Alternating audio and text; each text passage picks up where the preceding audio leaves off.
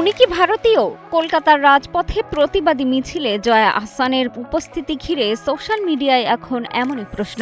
দুই বাংলার জনপ্রিয় এই অভিনেত্রী কেন অংশ নিলেন কলকাতার রাত দখল কর্মসূচিতে, আর কেনই বা তার উপস্থিতি নিয়ে এত বিতর্ক? ভারতের স্বাধীনতা দিবসের ঠিক আগের রাতে কলকাতায় তিলোত্তমার নিরাপত্তা ও সুবিচারের দাবিতে আয়োজিত হয় রাত দখল কর্মসূচি। সাধারণ মানুষের পাশাপাশি সেখানে দেখা যায় চলচ্চিত্রের পরিচিত তারকাদের। সেই মিছিলেই পা মেলাতে দেখা যায় বাংলাদেশের অভিনেত্রী জয়া আহসানকে। সুস্থ জীবন, সুন্দর পৃথিবী। মিছিলের বিভিন্ন ছবি ও ভিডিও ছড়িয়ে পড়তেই শুরু হয় আলোচনা। ভিডিওতে দেখা যায় অন্যদের সঙ্গে কণ্ঠ মিলিয়ে জয়া গাইছেন কারারই লৌহ কপাট। পাশে ছিলেন ঋতুপর্ণা সেনগুপ্ত, চৈতি ঘোষাল, ইমন চক্রবর্তী, পৌশালী বন্দ্যোপাধ্যায় সহ আরও অনেকে।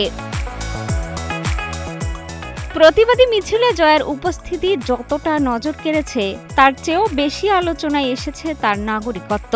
নেটিজেনদের একাংশ প্রশ্ন তুলেছেন, বাংলাদেশের নাগরিক হয়ে জয়া কেন ভারতের প্রতিবাদী কর্মসূচিতে অংশ নিলেন? কেউ কেউ কটাক্ষ করে প্রশ্ন করছেন, তিনি কি ভারতীয় নাগরিকত্ব পেয়েছেন?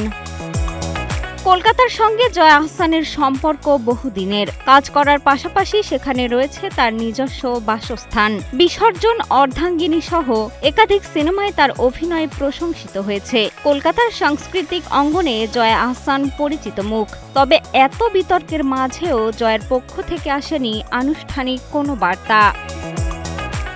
মিষ্টি খাতুন, কালের কণ্ঠ।